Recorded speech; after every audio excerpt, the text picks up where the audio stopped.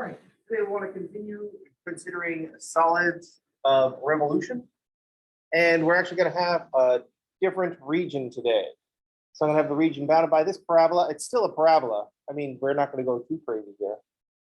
And this parabola will do exactly what I want it to be. That is, be not invertible on the interval over which I'm integrating. So we've got this parabola, 6x minus x squared, and the x-axis. This is the region. Now, there are 4 places that I could put an axis of rotation. Below or above, to the left, or to the right.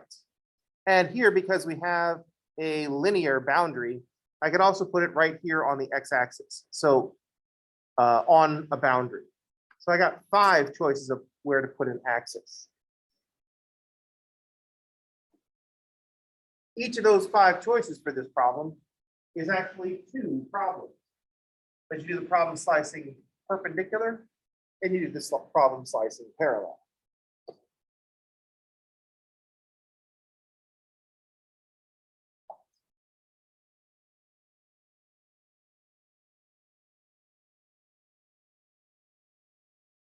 So up to 10 problems just from this one region, because we got 5 different places that we could put an axis. I suppose we have an uncountable infinity of places that we could put an axis, but only 5 with differences that matter.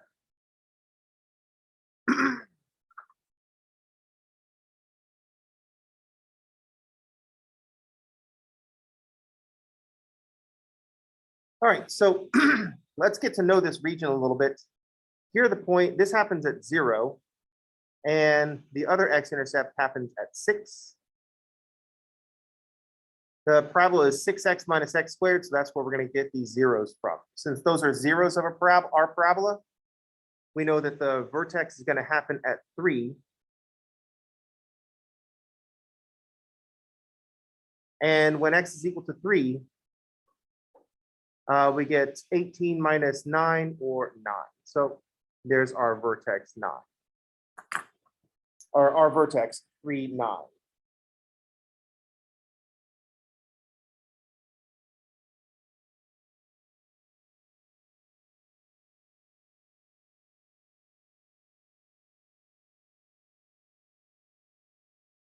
That's going to be relative to our inverse, because we're going to want to, if we slice horizontally, notice that I'm hitting the 2 legs of the parabola. We have to know what those are.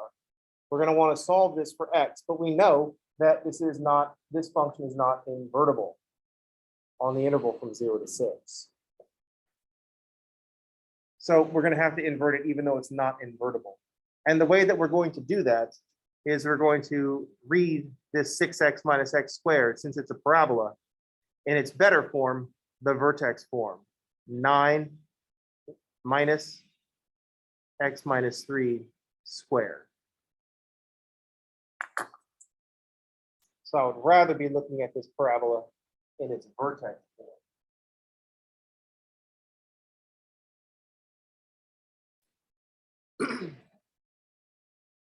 That's just our immediate reaction upon seeing the region that we're working with. Then the problem comes along. This is only 1/2 of the information that we're supposed to get in one of these problems. This is the region information. We also need axis of rotation information. So let's find the volume of the solid.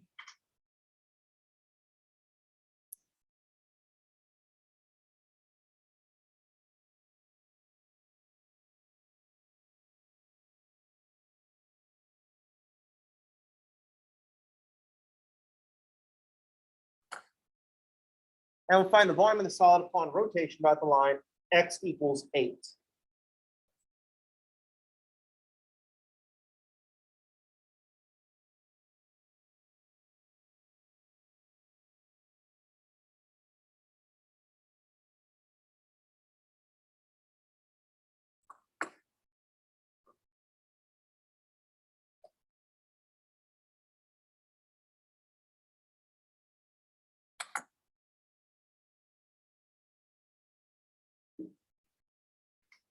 Now we have a region and an axis. The next step is our choice. We decide if we want to slice parallel or perpendicular. We are going to choose first to slice parallel. That'll give you a chance to think about what's going to happen when we slice perpendicular. I made my parabola very shouldery. It's very flat here at the top. It's like an 80s parabola. Big shoulder pads.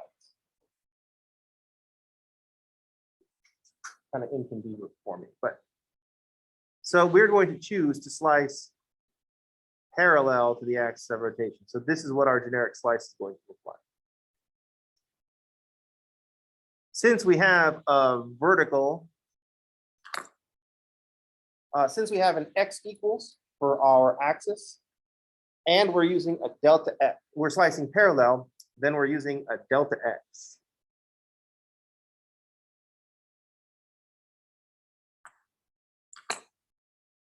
Since we have chosen to slice parallel, the volume of the slice is 2 pi times the radius times the height times the delta variable, which is delta x.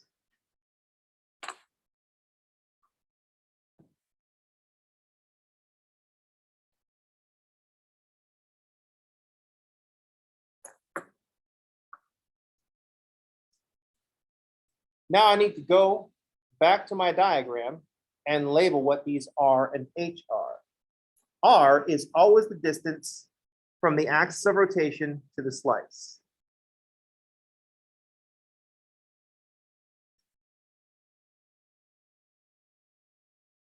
H is always perpendicular to the radius.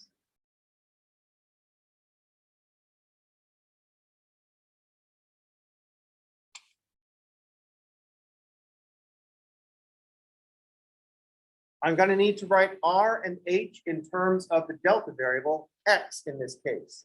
I also therefore need to know where's X.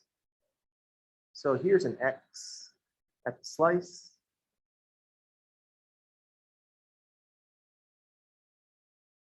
And here's a point on the graph. There's the corresponding Y.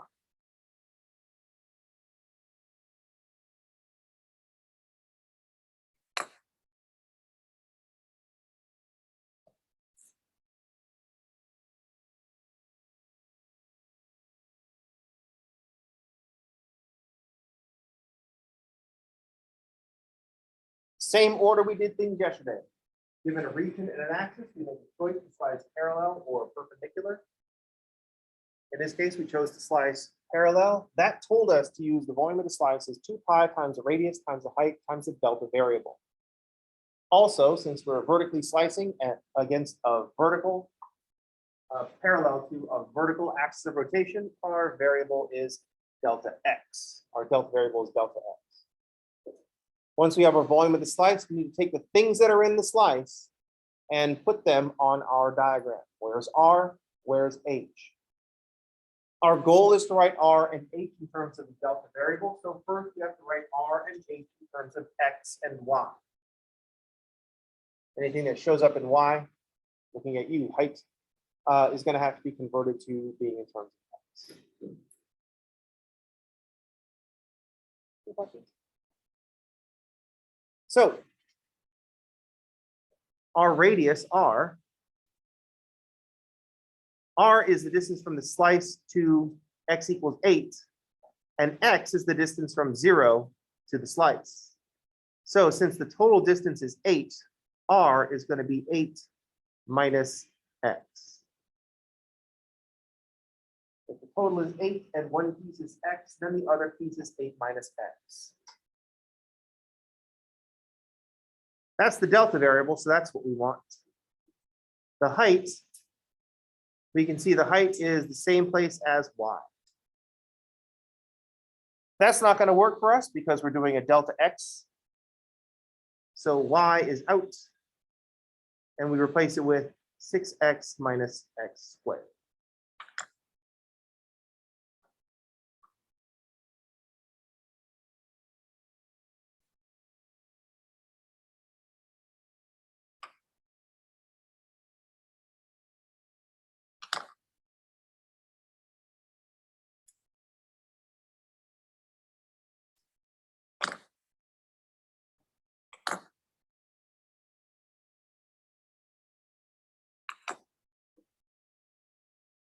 So written like this, we can clearly see 2 pi times the radius times the height, then the delta x.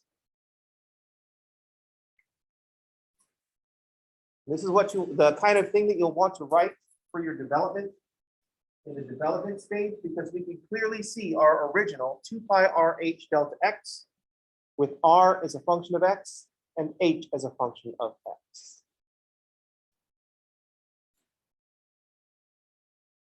We multiplied all this out.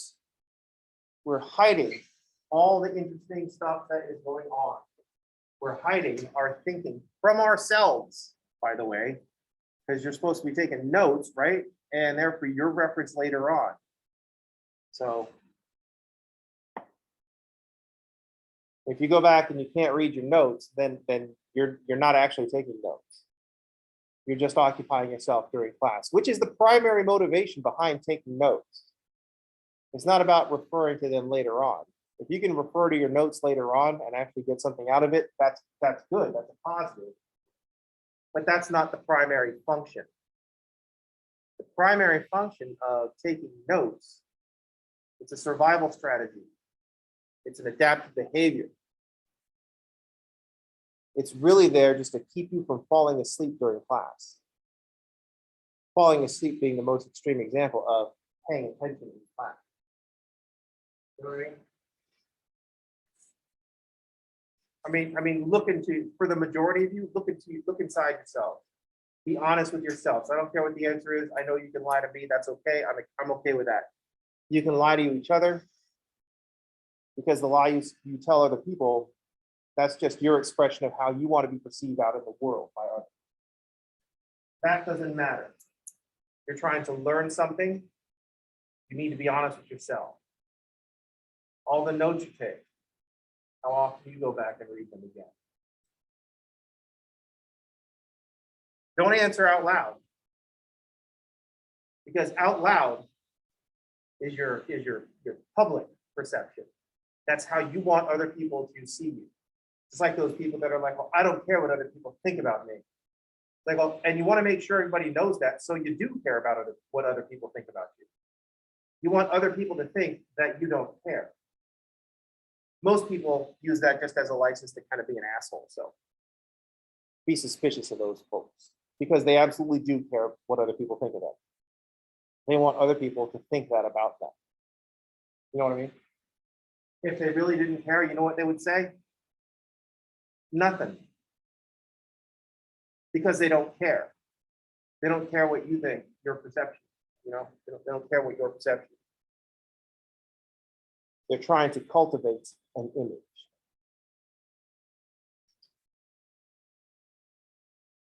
And I know you might think, well, I don't do that. You absolutely do. See, all your hair is different. See, your clothes are different. That's communication. That's how you are asking the world to perceive. Or, in the unfortunate event of being a child where you're not allowed to make those decisions yet, how your parents want the world to see, oh, no, not you, them. The child is a tool for the expression of the parents. And so the parents that dress their kids up in punk t-shirts, there are no infants that are Misfits fans. This is just facts. Furthermore, there shouldn't be any infants that are Misfits fans. There's something wrong with that child if there's like an actual infant at a Misfits show being like, oh, fuck yeah. That would be weird. And we should take the parents away and say, child, you cannot be with these parents anymore. They're putting your life at risk by bringing you to a Misfits show. It's too loud. They're babies. That's an infant, you know? But they make Misfits onesies for infants because the parents want to know everybody else, want to tell everybody else, hey, we may be parents, but we're still cool. And I'm like, oh, no, you're not cool. You're working too hard at it. By putting a Misfits logo on your baby. Your baby's not a Misfits fan. Your baby's not into the Sex Pistols. Your baby's not into Megadeth. What are you doing? You know what I mean? And I don't really care what clothes you put on your baby or what you want to advertise. I just want people to realize that is a request to the rest of the world to say, this is how we want you to perceive us, the parents of this Misfits fan baby. That's, and once they realize that, once parents are like, oh, this is a great way to communicate to the rest of the world how cool I am in my taste in music. Motorhead shirt, right? And then you walk around with that baby with the Motorhead shirt on. It's like, well, that's right. I listen to Motorhead and I express it through my baby. My baby is just another tool of expressing my personality to the world. So there it goes. It makes sense. I just want people to be honest about it. You know what I mean? You didn't have that baby for the baby. You had that baby for yourself. You're like, well, I want to make baby. And so now a whole other person has to exist because of your ego. Congratulations. If you go through life and recognize that that kid don't owe you nothing, then okay. But if you're going to be like, oh, I'm the reason you exist. For a person that doesn't like existence, that's not really motivation. That's just not motivation to like the parents. You know what I mean? Parents, if you're listening, no one's listening. No one ever listens to me because once I stop talking about math, everybody just shuts off. Oh, this is the non-math portion of the show. It's like a commercial in a TV show. But I can't like walk out. It's like, oh, now word from our sponsors. And then have like Fred Flintstone come in here and talk cigarettes or something. You know what I mean? You haven't seen the old Flintstone. They don't show that part anymore. Fred Flintstone, it used to be like Fred Flintstone would just stop and start talking about Winston cigarettes or whatever was sponsoring the show. I'm not allowed to do that. I'm not allowed to like halfway through class have the commercial breaks like, oh, well, at this point we need to take a break. And when I need to relax after a hard day of doing math, I light up with Marlboro, right? You're just not allowed to do that anymore. I realized that I just did that, but I was joking. YouTube, calm the F down. What are we talking about? So this is our development phase. Remember the 4 Ds of integration. Diagram, development, definite integral, answer. I know that last one doesn't have D in it, but it's better as the 4 Ds. If you know the 4 Ds, why is that one called Andrew? So I can clearly see the 2 pi times the radius times the height. I can see your expressions for radius and height. So I know that when I go back to your diagram, X, R, Y, and H are all going to be in the right spot. In the definite integral phase, the primary thing that I care about are the endpoints of your integral. So, all right, you set up your slice. Now, do you still know what you're doing? If you factor out the 2 pi or not, that's fine. If you factor out the 2 pi, I know I've gotten to you. You've been corrupted by my influence. There it is. Worst case is you just factor out your constants, and it bugs you if someone leaves constants in. This is the place that I'm primarily looking. I said, all right, in your volume of the slice, you advertised that you were going to be integrating dx. You have previously advertised this as a dx. So I want to make sure that you have x's in your integral. What the integral is saying is evaluate this expression, 2 pi x minus 8, 6x minus x squared times dx for a bunch of x values. And the integral symbol is where we write those x values. So I'm going to look for 0 to 6.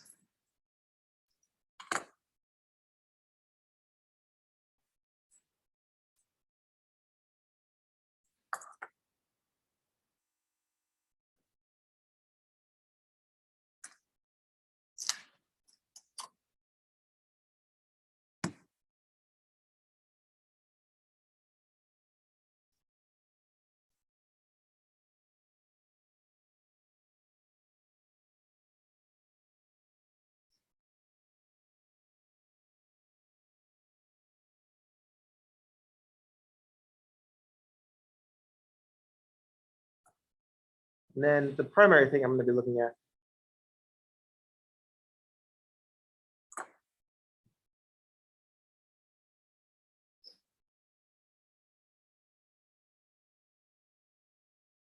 So the first place I'm going to look, so this is the way that the problem goes. Diagram, development, definite integral, answer. And it goes back and forth. You start off drawing the region diagram and the axis. Then you write down your development. Then you have to go back to the diagram to write everything. Then you go back to development. So there's a little bit of back and forth in there. When I view the problem, I look at the problem in reverse. The first place I look is 1131. 1131.0. I say, oh, this probably went really well. It's unlikely that you got this just by accident. Also, the brave rounding, which is good. A lot of times we don't want to change the 1130. We can't go 2 over, can we? We just have to change the 9. I'm just going to leave it at 9. Even though this is way closer to 1131 than 1130.9. It's 97. It's more than halfway. Just keep going. But they keep going. And, you know, a lot of times people don't like rounding from 09 to 10. I don't know why. It's weird. So the first place I look is your answer. I say, must have done things pretty right. Then I look at your integral, 0 to 6, and the dx, and I say that is correct. It's a dx integral from 0 to 6. If you had written a dy integral, I would be expecting to see 0 to 9, because that's the y's that are in play. Then I'd go back to the development of the slice, and I would clearly see 2 pi times the radius times the height times the delta x. And then I would look at your diagram and it's like, oh, yep, that is correct for the way that they chose the slice, and they labeled everything right. This is awesome.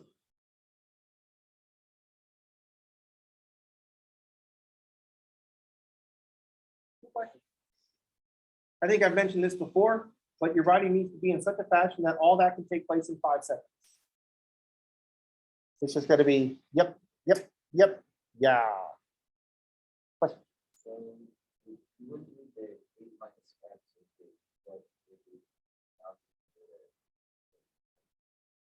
x. The 8 is from the axis. Yeah, so if the 6. No, you would have 6 minus x. Because x is all the stuff between 0 and 6, not just the 6. So x is 0, and so the radius would be 6. When x is 3, the radius is 3. When x is 6, the radius is 0. It's weird because, because we fixed the axis in place, and then the x is kind of headed towards it. So with the axis at 8, x goes all the way up to 6, but then x stops. That's where we're at axis. If we had the axis of rotation at 6, then we'd start at 0 and we would stop at 6. And it looks a lot different because it looks like we're going right up to the boundary. And why did we not go up to the boundary here? But we're not aiming for the boundary. We're aiming for where the x's are. So the boundary was just, it's done its part, it's played its role.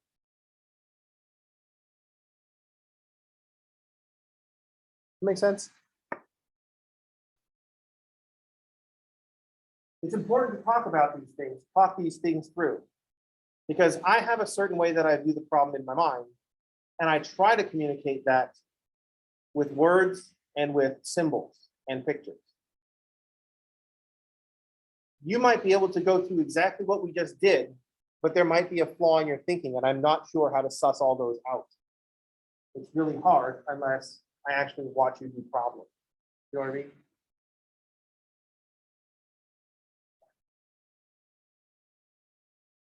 So yeah, good question. Remember the slicing, the interval is going to be where the x's are. And here we just happen to stop before we get to the 8. But if that axis was over here at 6, then we would go all the way up to the axis. Which is why, to me, it's important when I'm writing problems that we not have symmetric problems. If this is a dx, we're from 0 to 6. If this is a dy, we're from 0 to 9. Too often I see problems written where it's in the box from, it's in the unit box from 0 to 1 on the x and from 0 to 1 on the y. And my problem with that is, how do you know if they know what they're doing? How do you know it's a delta y but they were thinking 0 to 1 on the x. In this problem, that didn't matter. It's important that that matter.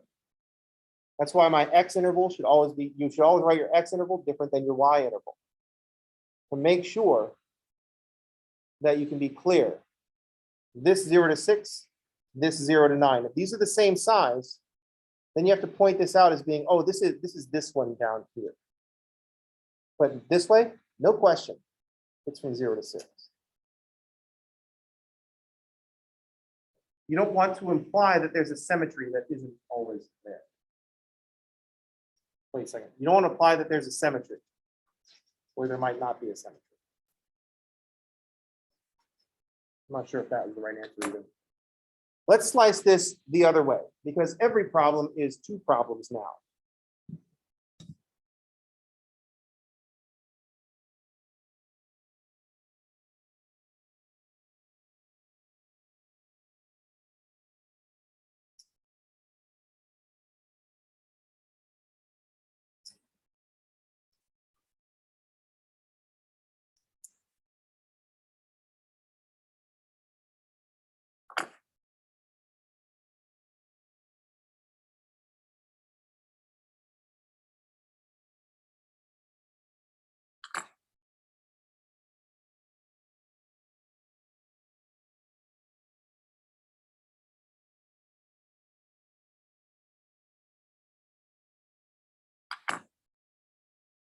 Oh, I was just drawing my region again.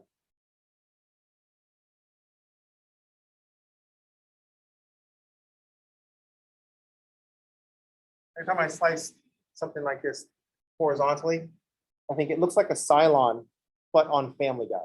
That's the feeling that I get from this. Family Guy would cut to a whole scene set in Battlestar Galactica, and this is what the Cylons would look like. Only chrome instead of off-white. Anyway, we were given a region and an axis, and we chose to slice horizontally, that is perpendicular to the axis of rotation. So the volume of the slice is going to be pi times r squared minus r squared times the height. And this height we have chosen delta y.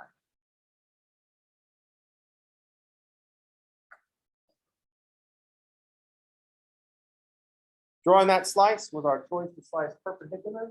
So we chose to write pi times r squared minus r squared times h. We're going to use the one with subtraction because the axis of rotation is not a boundary of the region. We just have one r if our axis was the x-axis. But that's a plain vanilla Brittany and Justin wannabe problem. So we want to move the axis over here. And we want to slice perpendicular to it because that will cause problems.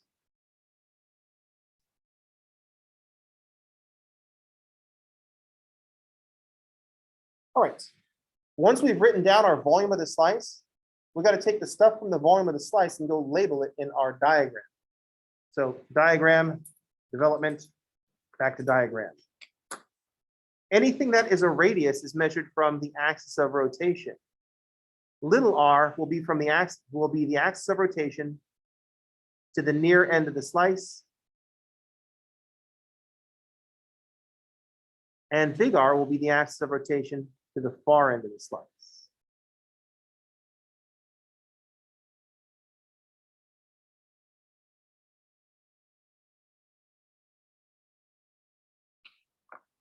So there are my 2 R's.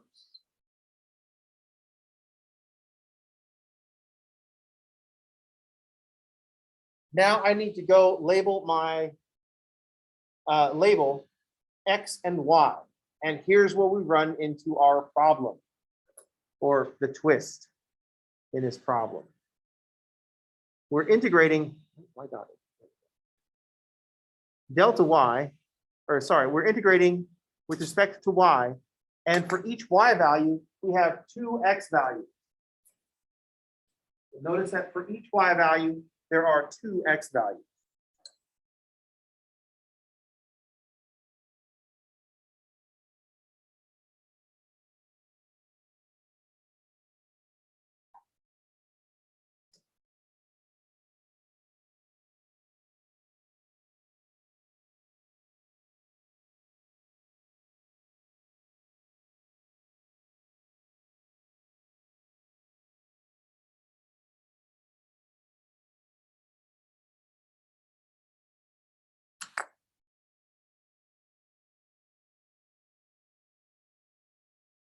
each y except for y equals 9, because that's the vertex.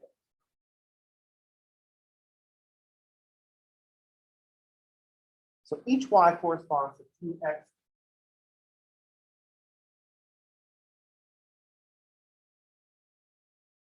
We still need to write y in terms of x, but we should be getting 2 of them, and that's okay. That's exactly what's going to happen. Because when we have y equals 6x minus x squared, we know that the vertex form is 9 minus x minus 3 squared. The vertex form, we can write x as not a function of y, but 2 functions of y. The x only appears once. It's pretty easy to turn this around. And so that's what we need to do in this case.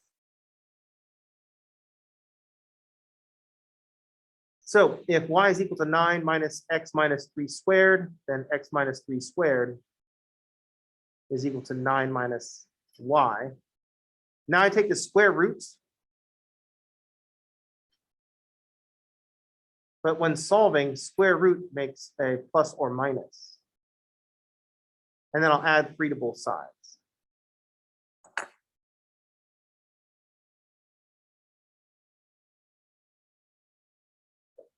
When we undo a square root, we get a plus, or undo a square, we get a plus or minus square root.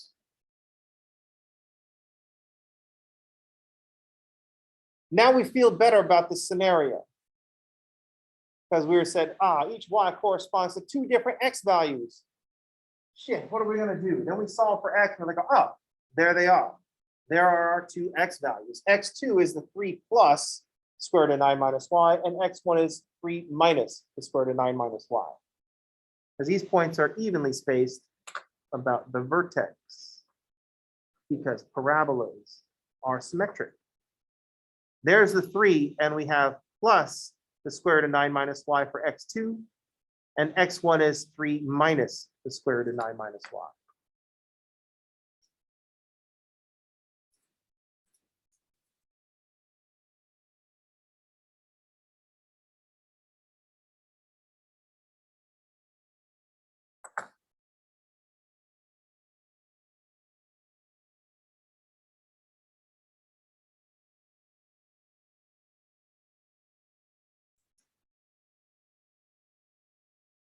This was the entire reason that I chose this parabola.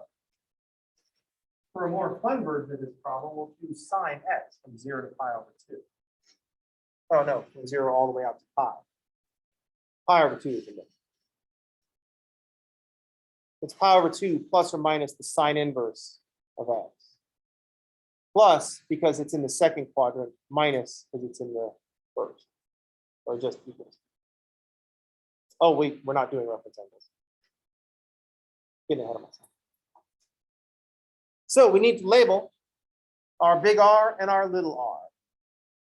Our big R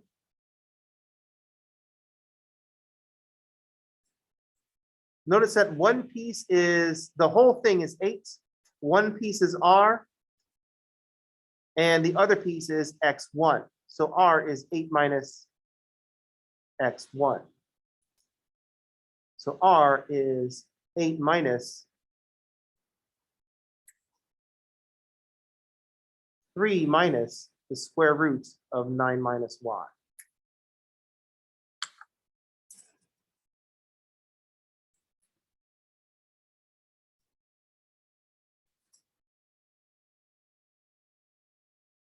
So 8 minus 3 is going to be 5, minus minus is plus. So 5 plus the square root of 9 minus y.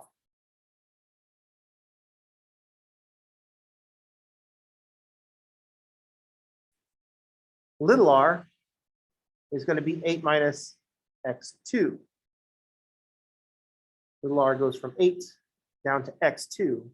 So the total is 8. One piece is x2. The other piece is 8 minus x2. So that's going to look like 8 minus 3 plus the square root of 9 minus y.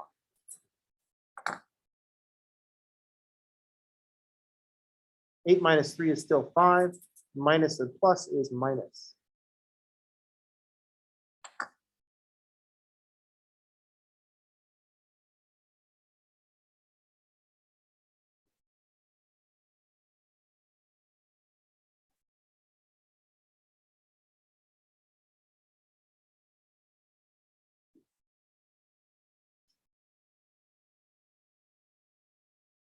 Any questions? Yeah.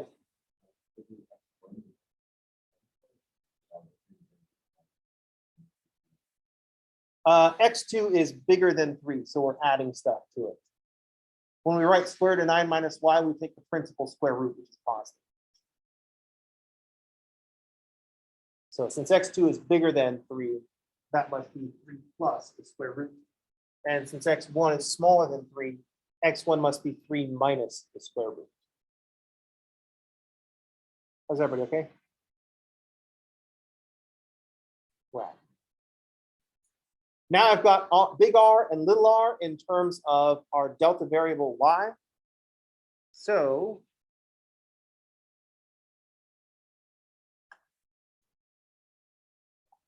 our volume of the slice is going to be pi times big R is 5 plus the square root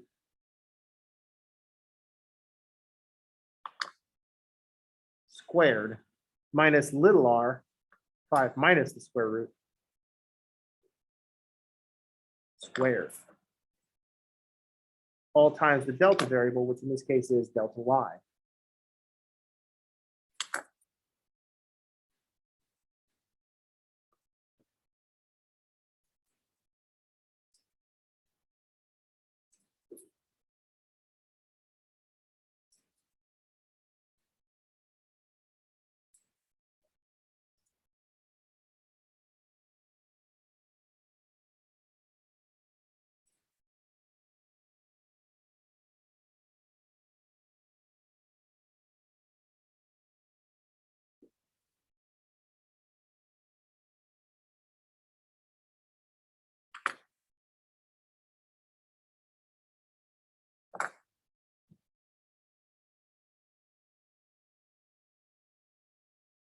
This is a decision that you're going to have to make on your own, whether it's worth it to multiply all this out to get a simpler thing to type in, or to type in this somewhat monstrous expression into a single line syntax for your TI-84. What would be helpful in making this decision is more experience dealing with polynomials, because this is just 5 plus x squared minus 5 minus x squared. So we're going to have to decide what's going to be the easiest thing to do. Because either way, that's just going to simplify what you're typing into your calculator. And since you're going to be typing it into a machine anyway, there is one last decision we have to make before we hit enter on our calculating machine. We have to tell our calculator where to evaluate this expression. And in this case, since we're integrating y, we integrate where the y values, where there are slices. So we're going from 0 to 9.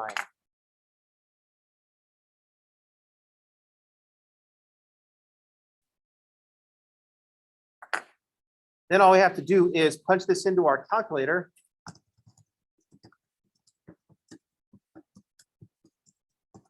And we get the same thing.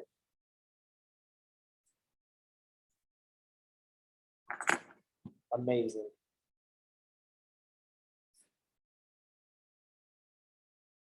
I know you don't believe me that I typed that in without looking so fast, but here, let me show you. Oh, dang, I hit clear. Oh, sorry.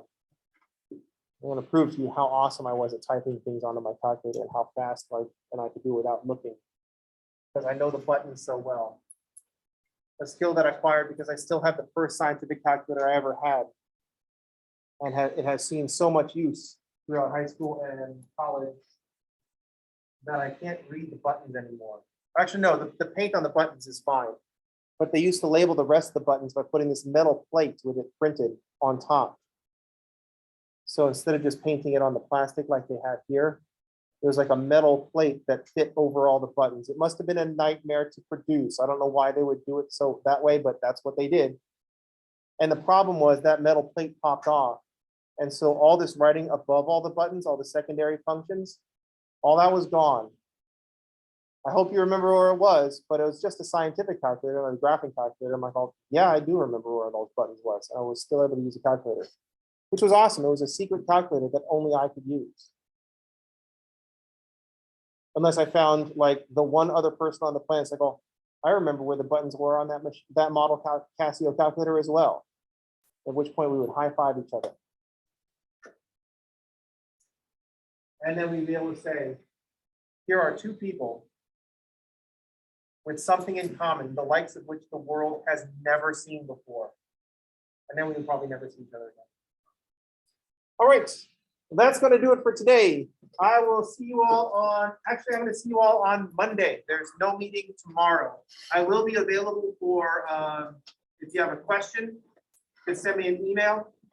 And I'll try to read my email before then. All right, that's it for today. I will see you all on Monday. Everybody have a good weekend, and thanks for playing.